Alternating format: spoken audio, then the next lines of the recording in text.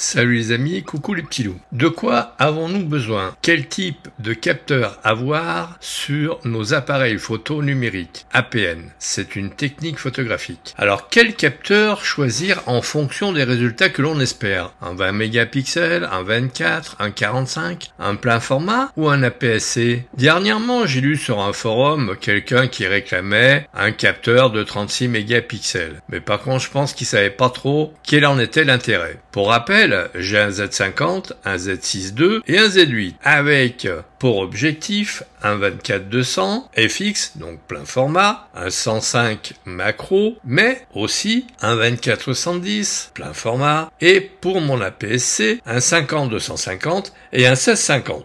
Donc j'ai pu faire quelques essais. Je vous mettrai des photos dans la vidéo et vous comprendrez que je ne suis pas tranché sur plein format APS-C. Donc avec des formats de 20 mégapixels, 24, 45 tirés à 100%, on arrive à avoir des formats de 1m10, 1m23 et 1m60 pour 20, 24 et 45 mégapixels. Mais sachant que pour le Z8 en 45 mégapixels, les fichiers font 60 mégaoctets et entre 18 et 20 mégaoctets pour les deux premiers. J'ai donc un Z50 4563 à 389 € pour mon DX, prix Nikon sur le site Nikon, je vous mettrai le lien sous la vidéo, et un 24-200 463 mais à 829 €. Les deux sont avec des remises d'une centaine d'euros me semble-t-il. Donc au prix normal, le DX, donc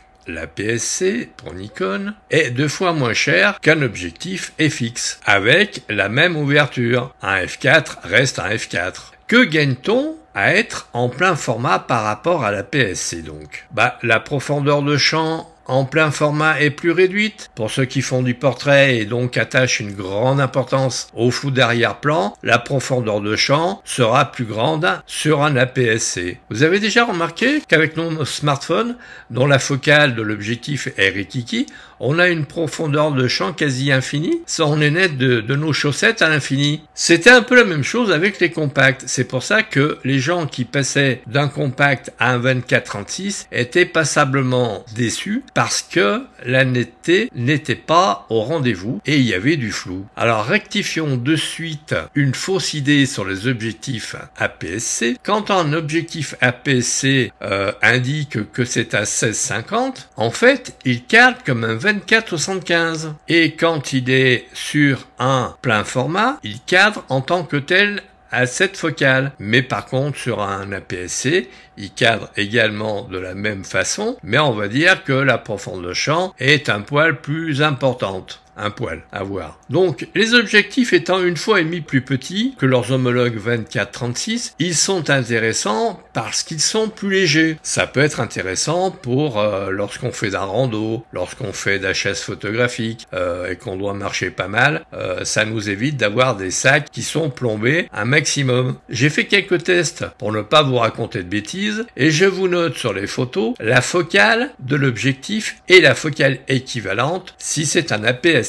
Sachant que, par exemple, un 35 mm cadre comme un 52 mm et qu'un 50-250 sur mon Z8 cadre comme un 300 mm. Alors, comme j'étais pas tout à fait à 200 mm, ça m'a donné comme focale résultante 292. Enfin bon, on va dire 300. Donc, la preuve en image.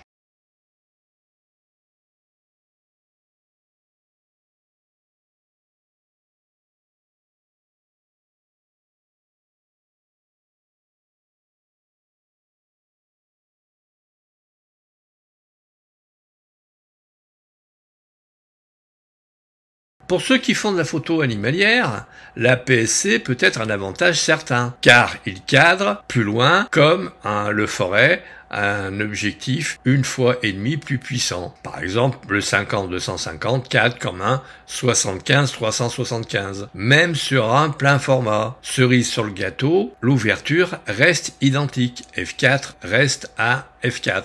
Au titre des inconvénients, alors qu'est-ce qu'on peut avoir? Un APS-C pour le portrait va vous obliger à prendre une focale un peu plus petite qu'un plein format, ou vous donner plus de profondeur de champ. Mais c'est pas idiot de mettre une focale DX sur un plein format FX. C'est pas bête du tout, d'autant que les optiques pour APS-C, DX donc chez Nikon, ont un coefficient de 1,5 qui multiplie la focale. Un 200 mm devient un 300 mm et f4 reste f4. Donc, à vous de voir, sans balayer d'un revers de la main, ce que peut vous offrir l'APS-C. Je vous mets un lien sous la vidéo. Maintenant, reste à savoir ce que vous souhaitez comme résultat avec vos boîtiers et vos objectifs. Je vous mets également sous la vidéo un lien pour calculer votre profondeur de champ. Sur ce les amis, likez, partagez, faites du bruit autour de mes vidéos, abonnez-vous et puis à très vite dans une prochaine vidéo.